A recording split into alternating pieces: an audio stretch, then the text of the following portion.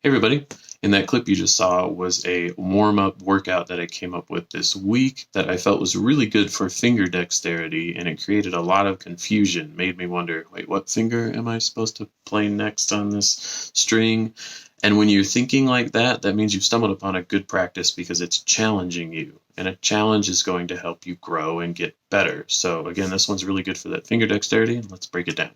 So what ended up happening was a little bit easier to digest and think about than I thought it was going to be. I'm basically just using two different mode windows. And if you're confused about what I mean by a mode window, check out the link in the description for the videos on the scale worksheets that I have.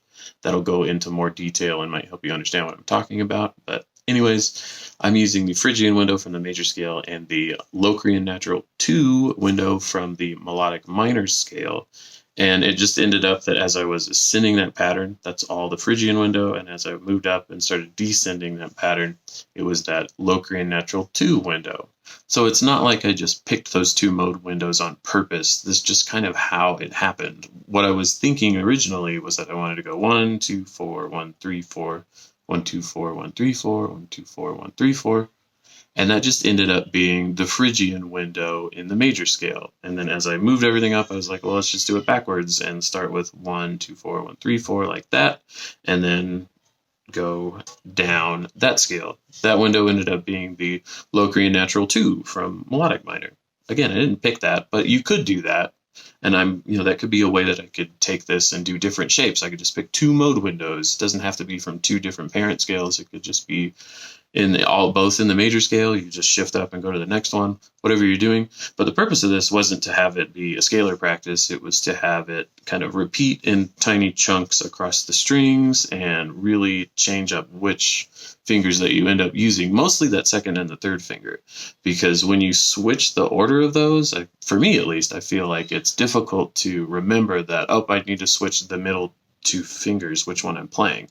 Because on every string, it starts with your first finger and ends with your pinky as far as where your notes are. You might jumble up the order, which we'll get to in a bit, but for the easiest way to practice it, you're just going to go up, and so you'll always start with your first finger and end with that pinky. So that's kind of the easy part. So the tough part is swapping these two around as you go to the next string. So here's what this workout would sound like if we just go up and down those two mode shapes.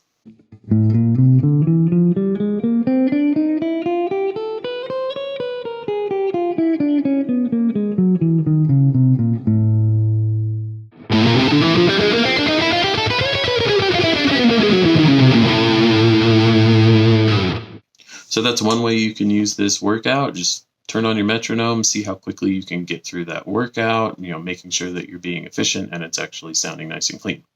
So another way you could approach this workout is to switch up how you're playing the fingering on each string. So instead of always just going 1, 2, 4, 1, 3, 4, going from index to pinky, you can go 1, 4, 2, 1, 4, 3, 1, 4, 2, 1, 4, 3. So you're kind of swapping up how the notes are being played and just have fun. Think about different permutations you can do. The one I just explained is one I really like, and that's what you saw at the beginning of the video. So I wanted to show you one more permutation of the fingering on each string that was particularly tough, and that's actually starting with one of the middle two fingers depending on the pattern. Again, we're going 1, 2, 4 and then 1, 3, 4. So I might go 2, 1, 4, 3, 1, 4 like that. 2, 1, 4, 3, 1, 4. And then try to ascend that other shape.